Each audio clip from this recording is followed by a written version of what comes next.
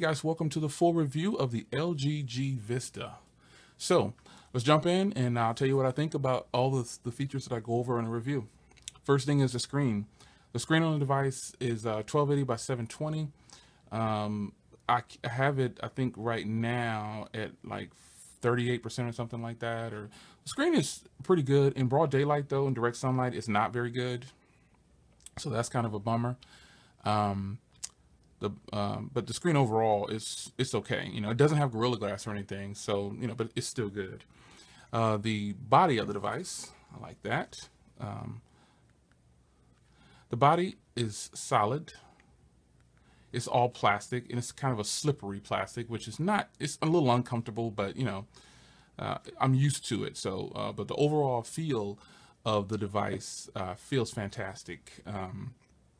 It feels good in the hand. It's a good size. The 5.7-inch display, and then no buttons on the side means I get more screen. So, but it still is a good size for this device. Sound on the device, it's really loud. Let me play something real here.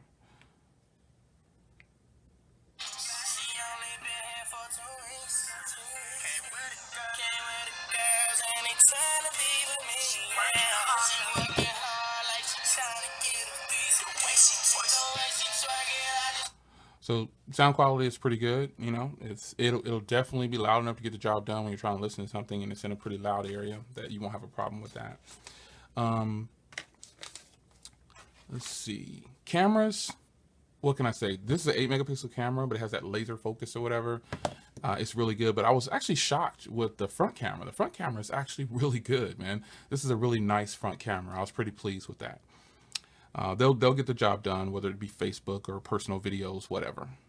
So web browsing on this device, the overall experience of web browsing is actually really good. What I don't like is the graininess when the pages are like this in like this grayscale or black and white. I don't know, you have to tell me what you think on camera here, but it doesn't appear very well in person. The text is grainy. It's very pixelated, and it's almost like you're focusing your eyes like, whoa, am I something wrong? But it's actually the device. Just the black and white pages, or the gray, black and white, those colors on here just don't look well. They're very grainy, and it just doesn't look right. It's something about it. But overall, the web browsing experience is pretty solid. It's a 5.7-inch display, so you can't go wrong with that.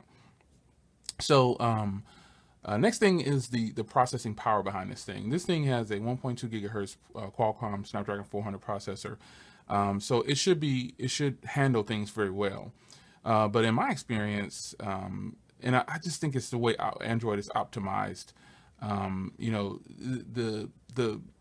The way it processes things, it's probably ran out of RAM a few times because it rebooted on me or shut down things that I was doing.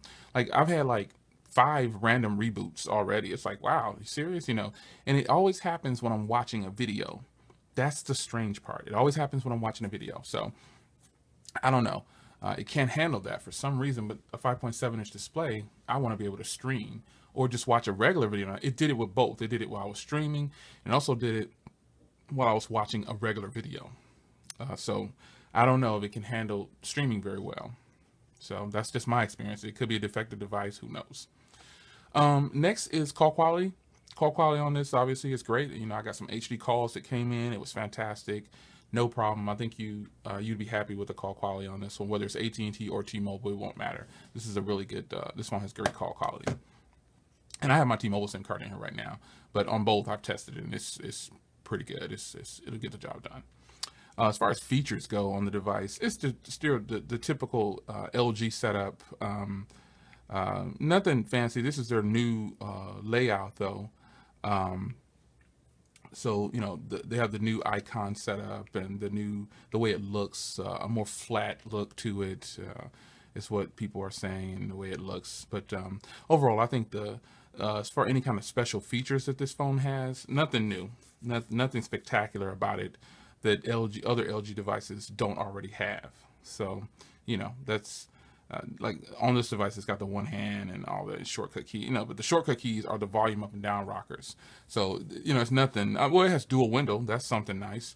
But other than that, there's nothing really spectacular about the features of the phone itself.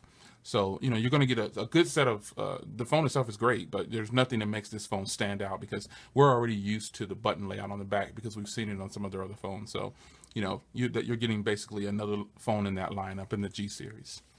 Down to the last thing here is the battery. This has a 3200 milliamp battery. And unfortunately, to start with that, unfortunately, it doesn't make it through a full day. It can't make it 24 hours. So that's kind of a bummer too, because it has a 3200 milliamp battery, and it just can't make it more than 3.5, 4 hours of screen on time, and that's pushing it. And why, I don't know. Again, it's going back to the way the phone is optimized with Android on it. It's just, maybe it's not ready for 4.4.2. I don't know, but I would think that would be a good thing. But this phone has some weird things about it, like the reboots and then the bad battery life. But a person who doesn't use their phone a lot may get they may get longer battery life out of it because they're doing a lot of standby. But screen on time is what's the most important. So if you can't keep your screen on for 5 to 6 hours in a day, that's, based on my current devices, that's tough. So, but an average user could get a couple days out of the phone, but that's a person who's got very little use out of it, and they're not really using it a lot. So that's just one of those things to keep in mind. My experiences, I'm a heavy user, but the battery life just wasn't up to par, even though it's a 3200 milliamp battery. So some other things about the device. It does have a card slot.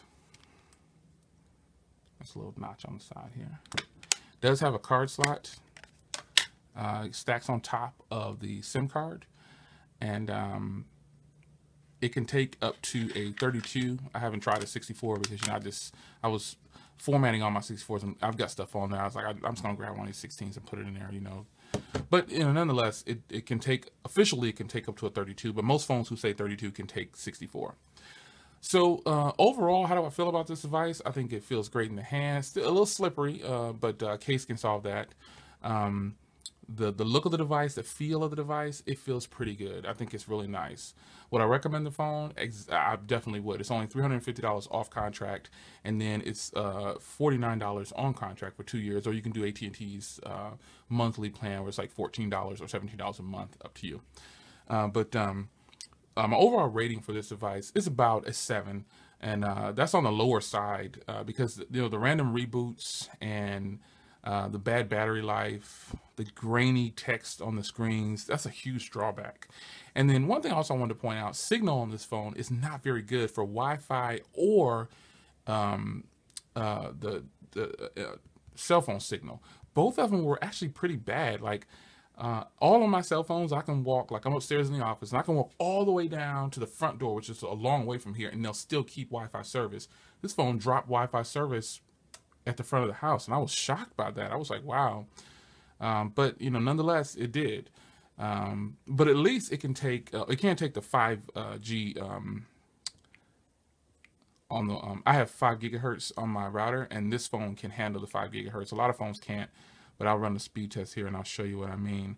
I've got the 5 gigs. You'll get very fast internet speeds over Wi-Fi with the 5 gigahertz. If you have that option, this phone can handle the 5 gigahertz. None of my other phones can do it. Only my iPad mini can do it. So I'm logged into my 5 gigahertz Wi-Fi here. So it's and it's still only getting 46, and I'm sitting right by the router. So that gives you kind of a sense. But I'll show you some of the results on here. I did get like 80 or 75 or 9 or something like that at one point sitting right here. But I have other phones that are just on the regular Wi-Fi that get those speeds or faster, like 60 or 50 or whatever. So I don't know what it is about the way this phone is built and put together. It's just so much potential, but it's just not, it just doesn't perform like you would think it would from what it reads on paper. The Snapdragon Qualcomm 1.2 gigahertz to 400, that's a very solid operating system. It's in a lot of phones, and I have some that are in like my 635. That phone performs very well. But, you know, it's just one of those things. It's a hit or miss. And this phone to me has budget minded all over it. And it's worth the $350. Don't get me wrong. But it's just needs to be, software needs to be dealt with a little bit more. And then I think that'll take care of a lot of the bugs more than likely. But a 7 for me on this one is, I'm kind of bummed out because I really thought I was going to like it a lot. But, you know, it happens. So that's the LG G Vista. I do recommend it. This is just my experience. Maybe I got a defaulted one or one that's kind of faulty or something like that and needs to be taken back and exchanged. I don't know. But it does work. It's just those random reboots and the bad battery life and the grainy text is a real deal breaker for me. But there you have it. Full review of the LG G Vista. I do recommend it because I think it's worth the money. Take care, guys, and I will see you in another video soon. Take care.